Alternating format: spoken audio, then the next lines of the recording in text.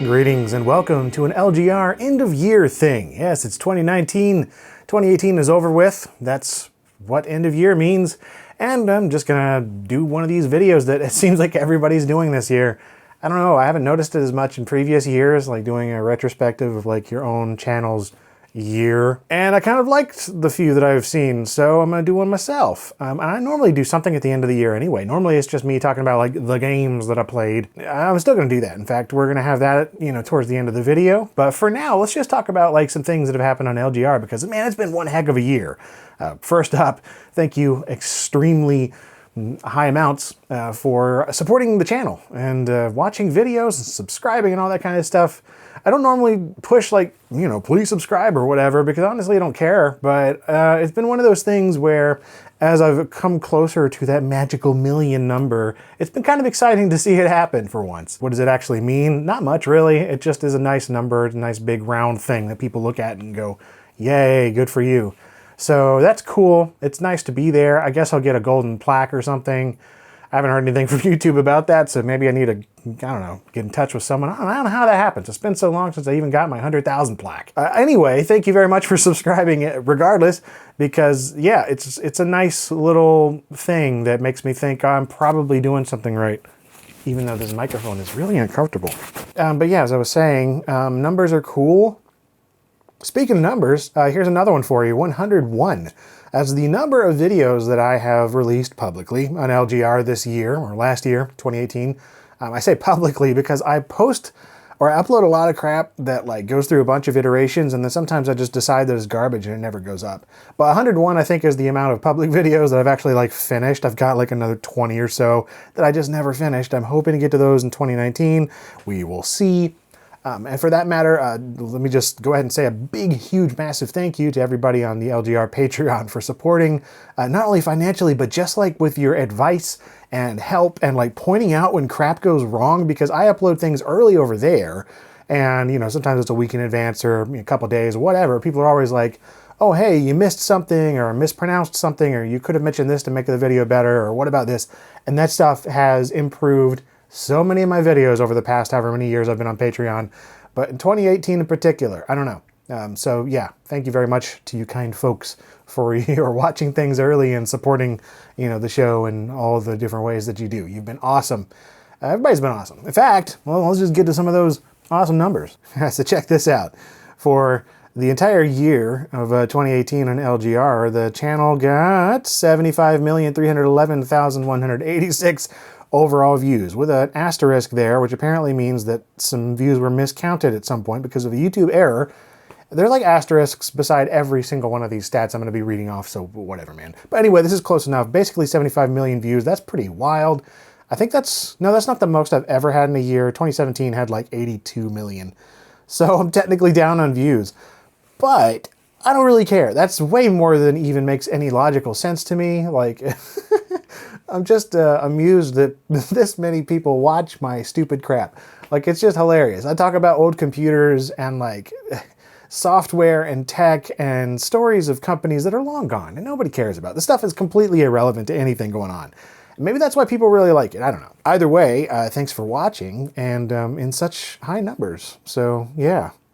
What is, however, bigger than 2017? So the views, yeah, they were down, but the watch time is up, as is the average view duration.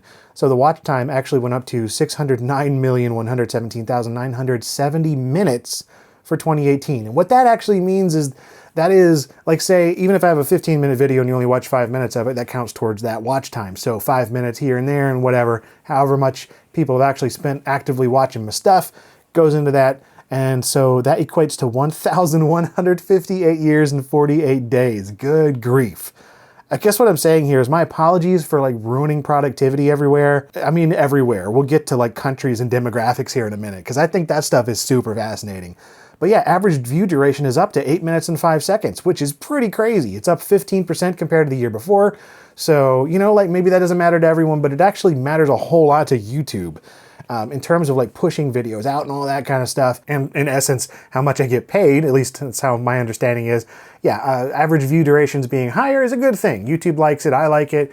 I guess that means y'all like it too because you're watching my videos for longer, which is It's a good thing. It's been pretty steady all year too. I don't know if that just, if it's indicative of anything I'm actually doing different. I don't know. I don't feel like I am, but hey, cool. Another thing that is up are likes. 1,828,677 likes. And dislikes are up too. Yay! I got 31,922 dislikes. Awesome. Comments are up. I mean, everything pretty much is up, which is really good. 177,000 something comments, 180,000 something shares, 483,000 something videos added to playlists, so like people adding to favorites and other crap like that. So that's cool. All that stuff is up across the board. Oh yeah, and subscribers. I got 275,000 this year. 274,095 to be exact. So yeah, that's a nice number. That's the most I've ever gotten in 1 year. Over 250,000. Good grief. But yeah, so here's where things here's where things start to get really strange and fascinating, especially for 2018. This is not activity I have seen before on LGR. Okay, so just looking at my top 10 videos, let's just go through those in the number of views that I received on each of these videos in 2018. The number one viewed video on my channel in 2018 was Doom on a Calculator, the TI-83 Plus Games tutorial, which got 1.249 million views, which is awesome, but that video actually came out in 2017. Well, it is just the algorithm, I guess. I mean, because it wasn't necessarily, like when that video first went up, just a bit of backstory on that. I just tossed that video up because it was something quick that I could do in an afternoon. I didn't have a video ready for Monday, so it was like Sunday, and I'm like, oh crap, what can I put together? And so I didn't even script anything, I didn't do crap. I just like had a calculator. I remembered, oh yeah, you can put cool things on here, and I used to do that in high school, and I already had the cables and the software and all this stuff backed up from way back in the day. So I just grabbed it all out of my digital storage and put it in a video, and then it took off, and it got picked up by like friggin' every tech outlet out there and a bunch of social media and all of the typical things where people share stuff on the internet. And it got a good few million views, like 2.5 million views in 2017. And then this year I got another 1.2-ish. So it's almost up to 4 million views now, which is just, it's just being recommended, I guess. It's showing up on people's home pages from what I'm hearing, and like it's popping up in the recommendeds all the time, even if they've already seen it. So, and yeah, like if I look at the graph of the actual viewership over the year, it's just like it keeps getting pushed out every so often. I don't know why. Genuinely don't. But hey, cool. People like that video. In fact, really interesting was that I actually got contacted by, I don't know, some PR firm or something representing Bethesda, and they used that video, or a very small snippet of it, for Doom's 25th anniversary video that they put up on a bunch of channels. I know it was on the PlayStation channel and, a bunch of, I don't know. It was just all over the place that when Bethesda was like celebrating Doom's 25th. Part of my video was in that. Like, oh, that was a cool moment. So anyway, I had to sign a contract for that and all this sorts of weird crap. But anyway, yeah, they don't have any rights to it. It's just, it's one of those things. But yeah, so number 2 video, that was number 1. Number 2, again, not a video from this year. 884,000 views for the brand new IBM PC AT unboxing. That again went up in 2017, in March 2017.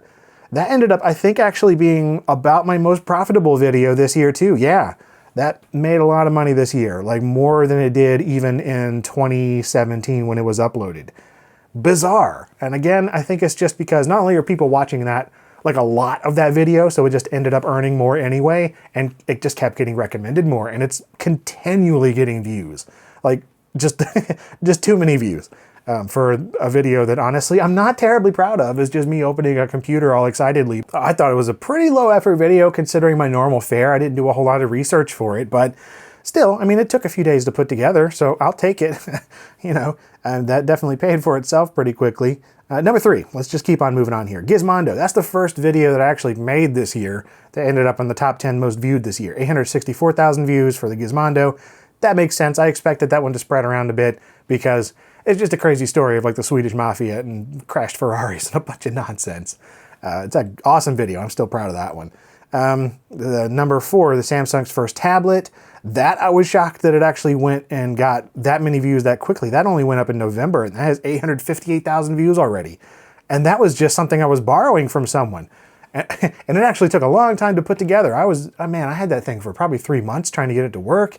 And like I was buying parts and waiting for things to come in and like sending them out and like reformatting drives. And there was a lot that went into that video that didn't make it into the video because I wanted to make it more of a concise, like, here's the thing, here's what it does, here's why it's historically relevant.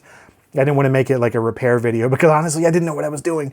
But I mostly got it repaired enough to at least show Windows running on it. And yeah, I sent the guy some extra stuff as like, apologies, I couldn't fix it completely, but you know, that was a really cool video to put together. I'm glad people liked it.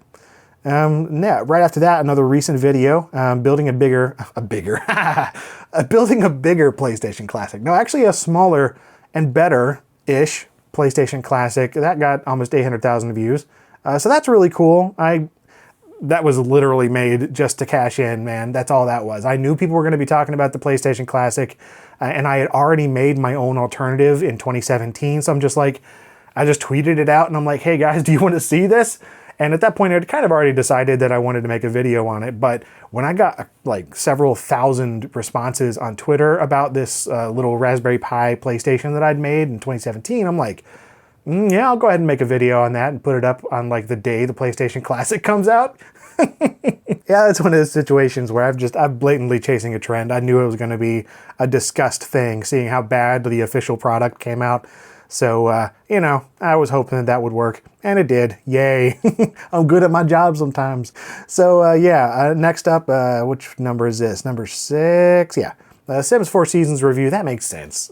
Those always do well. 784,000 views so far, and I'll just keep on going forever. Like, those Sims videos have really long legs. People are always coming into the Sims and, you know, just looking for packs and stuff once they buy it, and, like, that's just a perpetually popular series. But the Seasons pack was awesome. That was a really fun video to put together just because I love the Seasons stuff. So, yay! Like, I'm pretty happy with most of these videos that did well this year, as opposed to some other years where some of them have been really confusing. After that, Tech Tales, the Bonzi Buddy video, that was cool, 720,000 views. One of the best performing Tech Tales I've had in a long time. Most of those don't do tremendously well. They usually get some like residual hits over the years, but that one did, let's see, when did that go up? That went up in February of 2018. So yeah, it took mostly a year and it's, you know, whatever. The thing is, yeah, about Tech Tales, I love making them, but they're such a massive time investment. I think I only did 2 or 3 Tech Tales this year because of that. And, you know, the time versus what people are going to do with the video in terms of watching it and sharing it, like, I just don't know. There's a lot of weird little stories that I'd love to cover, but I just don't think that people would watch. Or if they would watch, it wouldn't be enough to justify the 60 or however many hours it can take. Like, most of that's just research. I mean, because I'm, you know, do all my original research and stuff, going to libraries and getting magazines and books and things like that. So it just takes a long time. But anyway, glad that one did well, because that one actually took a little bit to put together. There was an interesting story behind Bonzi Buddy, go figure. So number 8 at the most views for the year, 647,000 views for that Gateway laptop. Here's another one of those that is from 2017, and it got a ton of views this year, and I don't really know why. That has just like a lot of views overall, and I don't know why. It's just kind of a basic Gateway laptop. I don't know, I just wanted a video that was something that I liked, and I did like it, and I knew that I could crank that out there because I know these laptops pretty well, and I just restored it, so it made sense to do a video on, and for whatever reason, man, that just took off. So cool. People want to see old laptops or something. I'm really confused at a lot of these views. Sorry, I don't have answers for all this. It's just working out. Number 9, building my dream Windows XP PC. Yeah, it's a good video. 646,000 views. Cool. Tapwave Zodiac, the failed 2003 thingy. Yeah, it was because that one did pretty well. I ended up doing the Gizmondo afterward. That's right. And I borrowed the Gizmondo.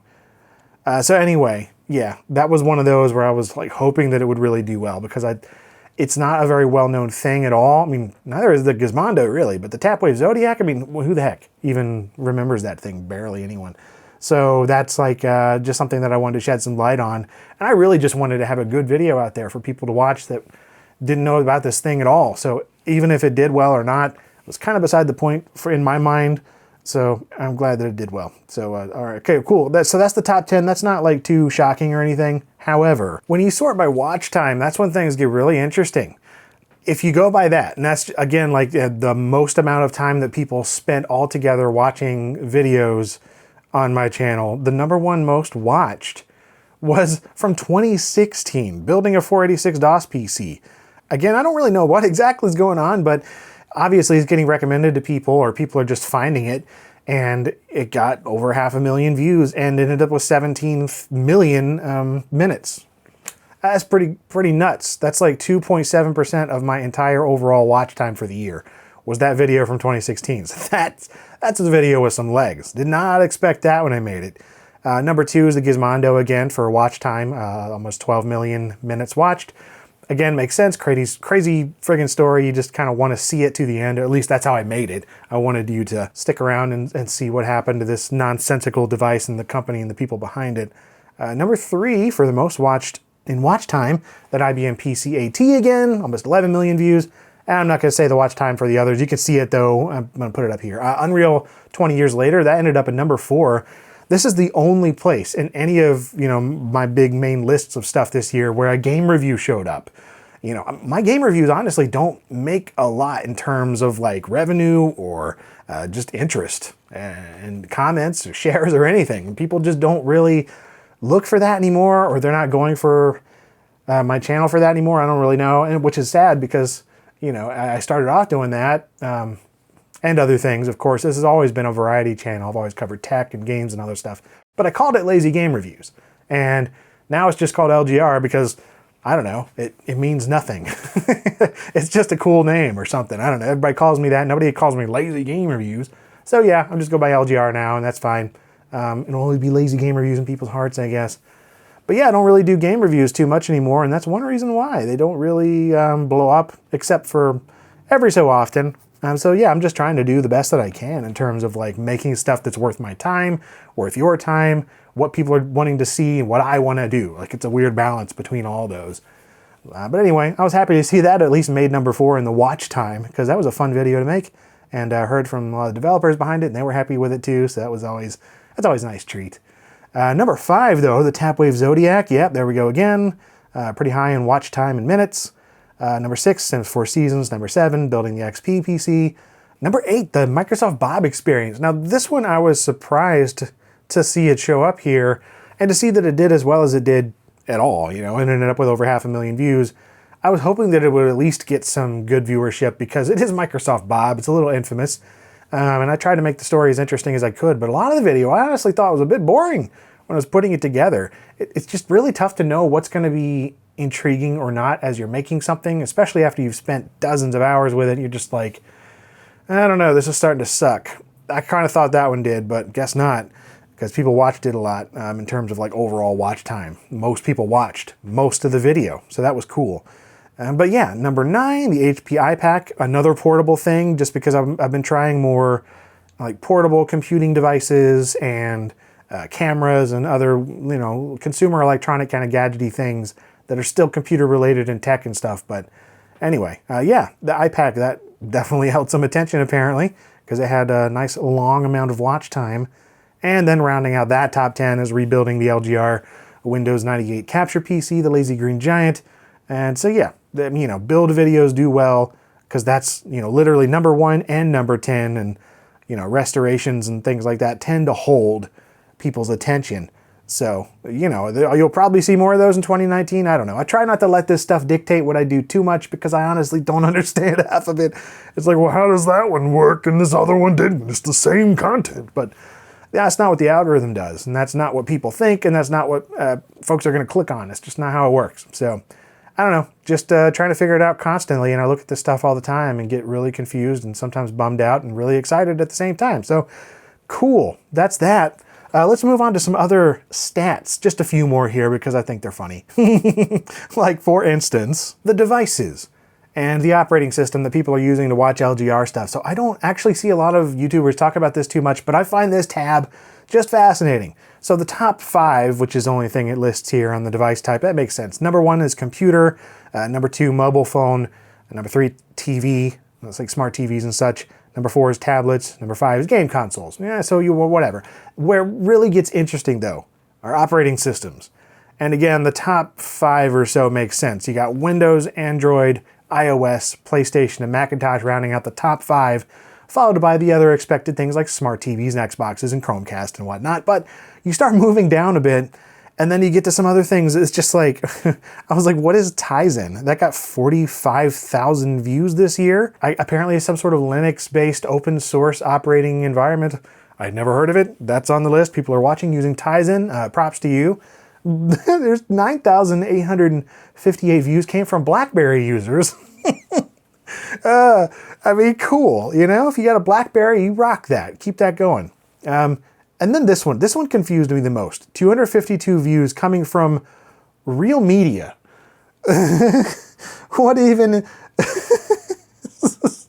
This is operating systems. I thought, is there a real player, like Real Media operating system? I don't know. I really don't know what this is. So if people are, is somebody watching through Real Player, if you are watching through any kind of Real Media device, there's 252 views. So whoever you are, salute to you. You're an interesting person, no doubt. And then lastly, the demographics. This probably isn't terribly surprising, but you know, there's a couple interesting little tidbits in here. For instance, the average viewer ages, or you know, just the most common and stuff like that. 25 to 34 years old, male. That makes sense. I mean, that's literally me in demographic form right there. So yeah, I mean, I'm making videos for myself, I suppose. That should be no big surprise. However, what may surprise you, maybe, is the geography stuff. So if you had to guess, like what would you say that the, you know, what's the largest territory that watches my videos? Would you say it'd be the United States? Well, if you would, then you're wrong, because it is actually just 46% of my views come from the US. So yeah, that means 54% of LGR viewers are from outside the US, and it's divided up into a bunch of countries. So top 10 of those, you got the United Kingdom, that's at 9.3% of my overall views. Canada, Germany, Australia, Sweden, Netherlands, Finland, Brazil, Poland, and Denmark. I think that's 10. So yeah, that's the top 10 of countries that are not the US. And yeah, combine all the countries together, and that's 54% of my overall views come from non-Americans, or at least people that are located outside the US. And that's one reason that I always like to try to keep in mind, you know, more worldwide views in my videos and stuff. Like, oh, you know, I don't want to just tell a story about this piece of software or this technology product that was only popular in the US. I mean, I do that sometimes, but I want to try to keep in mind, like, there were other countries using these things too. That's just one example. Or like using metric measurements in my videos instead of just imperial. You know, it doesn't make sense if most of my viewers are not in the US to use like US style measurements. So I at least try to include in parentheses a bunch of metric stuff whenever it makes sense to do so. And so yeah, you know, that's pretty much it for the analytics. Yeah, good year. Good year. A lot of numbers and stats and graphs and things. There's a lot more, of course, in here, but I think that's about some of the most interesting stuff to look at for the moment anyway. I don't know. Once again, I want to thank you very much for watching, supporting the show, you know, where do I put this computer? And just making things happen, you know, like I seriously have you to thank for having really my best year ever. I consider it that. Again, even though the views were technically down, which I didn't even realize until I started looking at analytics at the end of the year. Certainly didn't feel like it. I felt like I was getting, you know, more like interaction and, you know, just all sorts of great fan mail and viewer donations and, you know, just kind messages in the morning and a lot more hate too. I got a whole lot of that. Yeah, that certainly picked up this year, but you know, it was definitely outweighed by a lot of the positivity and very kind comments and really heartfelt, thankful stuff too. So I highly appreciate that. And to all those of you that have said, oh, you don't deserve your success and you don't deserve all the donations, I agree. I really, it just feels weird to me too. It's a bizarre thing to do this, and it's strange to, like, you know, not be able to go out with like family or friends and everything without getting recognized, and having stuff show up on your doorstep, you're like, that's too generous. But you know, it's the business, it's the jab, and I kind of wouldn't trade it for anything. So yeah, seriously, thank you. You've helped me make this work, and I'm continually adjusting it to make it work for me too. Because that's another thing I've had to change this year, is just trying to make sure that I'm in a good place mentally and physically even too. I'm failing at both half the time, but the other half I feel like I'm doing pretty good and making improvements where I can. And, you know, adjusting the content as well. Like, again, I want to make that balance of like stuff that I'm really psyched to talk about, but that also people are going to care about watching, and stuff that's not only going to pay my bills, but is also just going to make people happy and entertained and educated. I want to make sure that everything's all right. And Sometimes that means covering fewer games. Sometimes that means covering more games. It just depends. And I'm trying to constantly figure it out. Like, yeah, I want to cover large releases, you know, the things I've covered this year that I've put off for a long time, stuff like Oblivion and Unreal and Half-Life. A lot of those, it's because I've started cutting back the amount of videos that I do.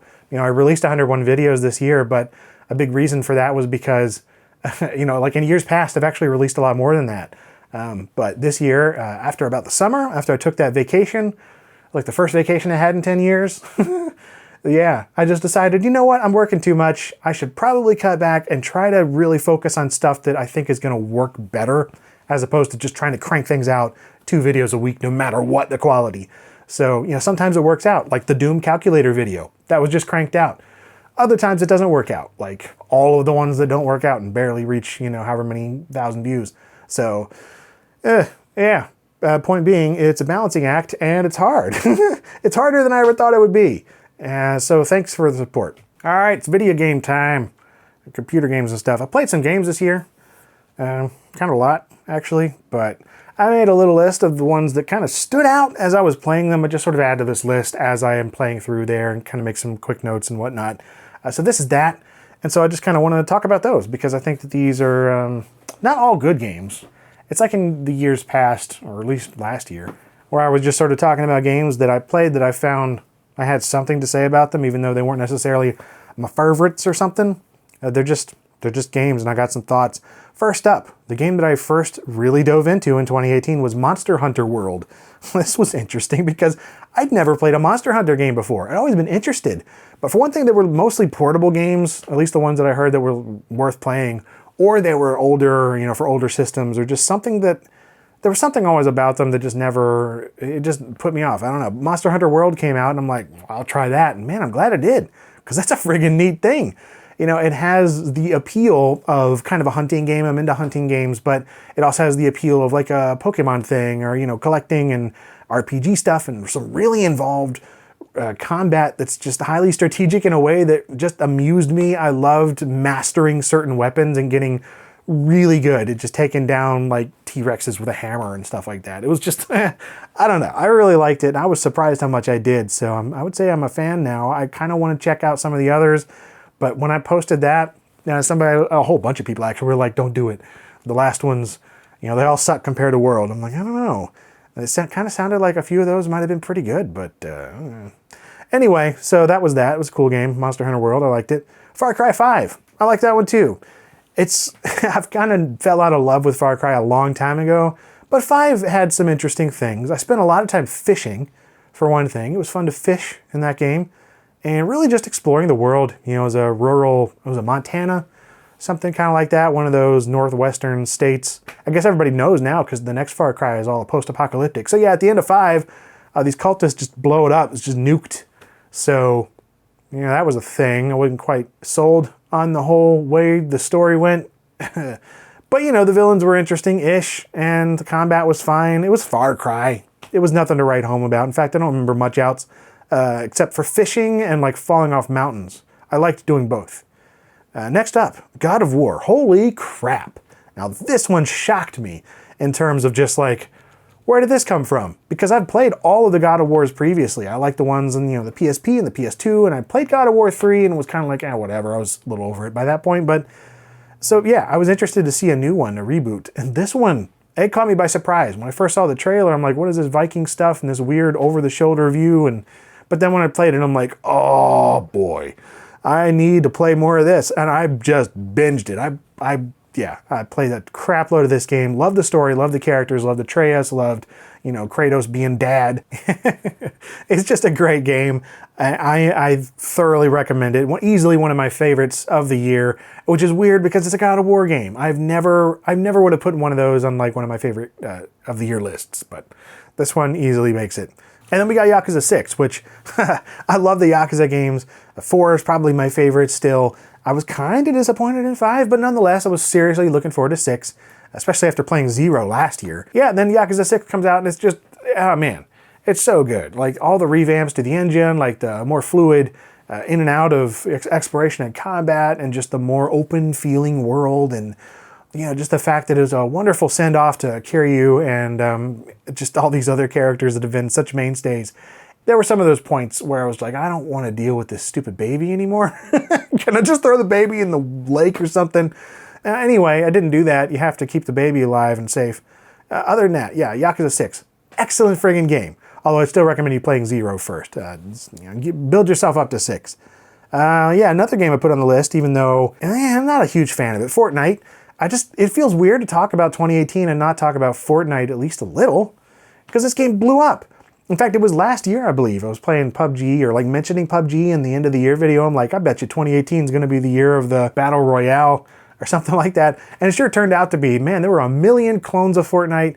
And then just Fortnite itself blowing up at the end of 2017, I guess. And then just dominating in 2018. Like making like $3 billion in profit last time I heard. And maybe that was just for a quarter. I don't even remember. Either way, Epic is rolling in money. And it's insane. Because this is Epic, right? They used to be Epic Mega Games. I played the crap out of like everything they've ever made. So to see them go from, Jazz Jackrabbit and Jill the Jungle and Epic Pinball, Unreal, and then Gears and all these other things that they've done, and then Fortnite? I remember when that game was announced by like Cliffy B and it was just some random Minecrafty looking DayZ clone thing. I don't even remember what it was, but I was not interested at all. And then this, I guess really it's just Fortnite Battle Royale, I'm talking about here, but props to them for making something insanely popular. I'll say that much about it. I'm just not any good at it. I suck at Fortnite. State of Decay 2, that's another one I played sometime, like whenever it came out. Yeah, it was fine. I liked State of Decay 1 kind of a lot. So I was really excited to play the second one. And, it had a lot of the same exact mechanics and combat and gameplay and everything like that. In fact, it was pretty much the same one, just again.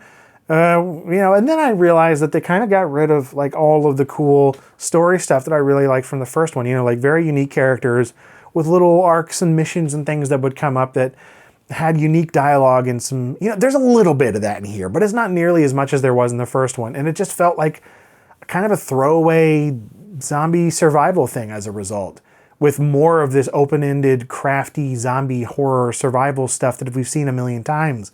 And it just ended up being very tedious. And I like the State of Decay series. I wish that they would mix up like the best parts of 1 and 2 and come up with a 3. If they do that, I'm gonna be like darn happy, because I really like the concept and the feel of those games. There's something about, just going into these abandoned areas and taking over a house or a fire station or a gas station and things like that, and building up these resources and, just sending people out to do different things. And I don't know, I do like the idea of it, having these people that you gotta take care of. It's kind of like a little life sim, slice of life simulator.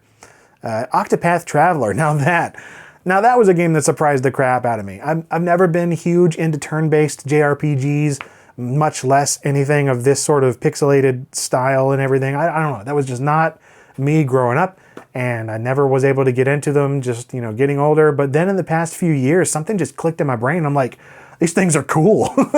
There's something about this kind of turn-based combat and the style of storytelling and how in-depth it can actually get by really not showing a whole lot, but just doing a lot with what little is there. Anyway, it's deeper than it seems, is what I'm trying to say. I ended up playing this a ton on my vacation that I took. It was just good. I love playing all the different paths of people. And then the combat, man, with like, figuring out the weaknesses and things that you got to break. It was really engaging. Good stuff, man. Good music too. Next up, another Switch game, or I played it on the Switch a whole bunch. It was Dead Cells. And I'm a huge fan of games that are, well, I guess you call them roguelites or Metroidvanias mixed with a little bit of permadeath and all that kind of platforming nonsense. They can be overdone, but this one I thought did it very, very well. And the combat was wonderful. Just a very nice, satisfying way of doing it. I was very much into Rogue Legacy and Risk of Rain and things like that when those came out. And I really enjoyed the crap out of Dead Cells 2. Dead Cells 1, not Dead Cells 2. I do want Dead Cells 2. But yeah, just the way that you would progress through these same places every single time and get new stuff every time and figuring out your optimum loadout and your gear and unlocks and keeping stuff as you died. There's this risk versus reward thing. It's fantastic if you're into that style. Donut County. Speaking of style, this game is full of it. It plays a lot like some of the ideas of a Katamari Damacy type of thing, but you are a whole. You play a whole or really something controlling a hole. And you go around sucking things up and, getting a small hole gets bigger. And there's just, the thing that makes it great though is like the art style, the fantastic music, and the story. Just the way it's written, it cracked me up. It was one of the more like modern or something. I don't even know what you'd want to call it, but there's just a lot of chat speak. It felt more grounded in a bizarre, surreal reality than a lot of these other games that I've seen that attempt this kind of writing. This one nailed it for me. And it's short and sweet, you can finish it in like an hour and something, but great game. And again, fantastic music. One of my favorite soundtracks of the year. Spider-Man. Oh, yeah. This game really makes you feel like Spider-Man. It does though. I've always liked the Spider-Man games. I've just never loved them.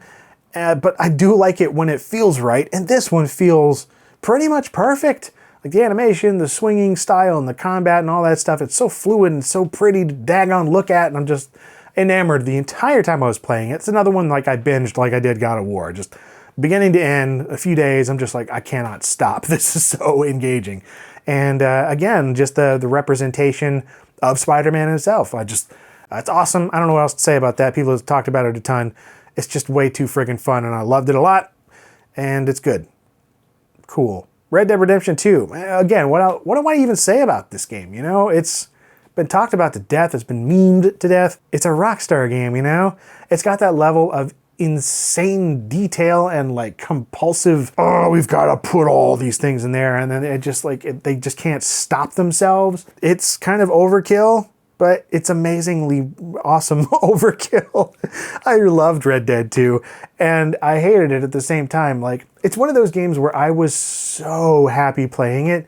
And then by the time I got to the end, I'm like, oh yeah, I'm really glad I saw that to the end, but I'm really not looking forward to playing it again. And I haven't picked it up since finishing the main story. So, but anyway, I loved Arthur Morgan as a character. I loved seeing Dutch and his gang being all crazy and stuff and how they got crazy to the point of, leading up to the first Red Dead Redemption. It was really an awesome experience with probably the best, I would say, yeah, it's probably the best narrative I've played all year, but there was so much tedious garbage and stuff that just got old. I was just like, I don't need to see this animation again. And so, you either commit to that fully or you're not going to enjoy the game. So I committed to it fully for that time I needed to finish the game, but I'm pretty much never going to go back to it. And forget online. I'm just not even... No. Pokemon Let's Go. That's another one that I just decided to dive into because, I don't know, changing tastes or something. I played Pokemon Go when that came out in mobile and stuff a couple years ago, I guess, and quite enjoyed that. I've never really been into Pokemon stuff before, but I enjoyed that for what it was. Super simple, going out into real world locations and all that augmented reality crap. And then this one sort of takes some of those mechanics, like the, throwing the balls and all that kind of stuff, the art animation things from that, and then mixes it with, I think, Pokemon Yellow. The fact that this was a more involved adventure RPG-ish Pokemon game that was more reminiscent of like the Game Boy stuff and all the things that I remember seeing growing up, but just never played. Yeah, I was interested. So I picked it up and I liked it. I got the Eevee edition because Eevee's great. So yeah, it's a fun little game and it just made me happy to play. Like, it was nothing super involved or in-depth. I would love to play a more involved, in-depth one. So maybe I will sometime. But Let's Go was just like, yeah, that's a good time. Kind of the same thing with Smash. Smash Ultimate or, whatever. That one's the new Smash on the Switch. And it's good. It's a Smash game. I've never been terribly into them. In fact, I haven't actually played one since the 64 game. Sorry. It was kind of overwhelming at first because I was like, holy crap, there are like 60 people to unlock. But then I just embraced the unlock and the kind of the grind of that, so to speak. But it didn't feel too grindy. I thought it was actually very well paced in the way that it was constantly giving you stuff to work for and unlock and then, repeat challenge other fighters that would pop in. And then there's that whole adventure mode, spirits, darkness, evil Nintendo characters thing. Well, I don't even remember what that's called. But you got the map and stuff, and you're like going and getting all the different characters back that have been evilified by like the snapping of the Nintendo universe. I don't remember anything of what that's called, but you're collecting spirits and stuff. I thought that was neat too. I like all the extra modes that it provided because honestly, I just think of Smash as just like the main, the brawling mode or whatever, playing with friends. That's the only reason I picked it up. I wanted to play with my friends. I did that, but then I realized, wow, there's a lot more you can do here. The last one I'm going to mention here, even though I played a whole lot more than this, Dusk. Now, I talked about Dusk in episode 1 a while back, just briefly going over that and giving my thoughts. And, you know, absolutely loved it. And now that all 3 episodes are out, 3 episodes for now anyway, it's everything I've wanted in a 90s FPS tribute. All the feeling and just the design and everything from, you know, games like Quake and Blood and Duke 3D and Redneck Rampage and a little bit of, I don't know, Half-Life and Sin and Unreal and just all these kind of things tossed together. And it still manages to be its own thing. You know, it looks like its own thing and it looks right. There's a lot of options in the options menu that make it look correct. You know, the soundtrack is wonderful. My friend Andrew Holschild put that together. It's like this, you know, kind of Quake-like, kind of Doom-like. It's just, I don't know. It's a wonderful mix of just a lot of my favorite stuff from the late 90s in terms of PC FPS. And yeah, maybe if they ever do like a big box, I'll do a review on it at that point or something. So anyway, yeah, there's a lot more I could talk about, but those are the main ones that I wrote down. Crap, I almost forgot. I totally skipped over Forza Horizon 4 when I was looking at my list. I don't know how that happened, because this is seriously one of the games I have played by far the most in 2018. I mean, that's just standard. I pretty much always do.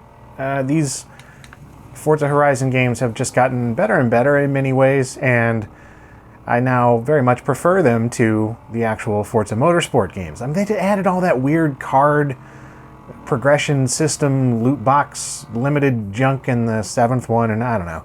Hopefully the 8th one will be better. Either way, the Horizon games have continually improved for the most part. This one's definitely got a lot more going on in terms of things like the seasons and more dynamic weather and all sorts of good stuff, but I'm not as big a fan of the map on this one as I am some of the previous, but it's still pure freedom and joy making all of these cool car customization things and like buying houses and all that kind of stuff. Like yeah, check it out. I got a house. I got a lot of houses. It's just turning into more and more of this car fantasy role-playing type experience. It reminds me of Test Drive Unlimited and a bunch of other racing games of the past, just sort of stuck together in a very enjoyable package with a fantastic amount of vehicles, and I just love these games. I will be playing this until the next Horizon comes out. That's just what I do. Yeah, that's pretty much it. I've rambled a really long time, so let's just get this going. Where are we going? We're not going anywhere. I'm just sitting here. This is all I'm doing tonight. I'm out of drink too. Well, yep, I've got a flag, one Windows 98. This is a wonderful screensaver. I always like tossing like bitmaps and stuff on there. It makes me happy. Hope it hasn't been distracting. I put that on a whim. I'm like, oh no, it'll be good in the background. I'm bad at backgrounds. I've been trying to like put together a really cool LGR set for years, but it'll never happen, it seems like. Anyway, so I just throw stuff together every time I need to do a video like this. So I hope that was entertaining or at least tolerable. Thanks for watching, and thanks for all the support. 2018's been an awesome year, but I'm ready for 2019. See you then.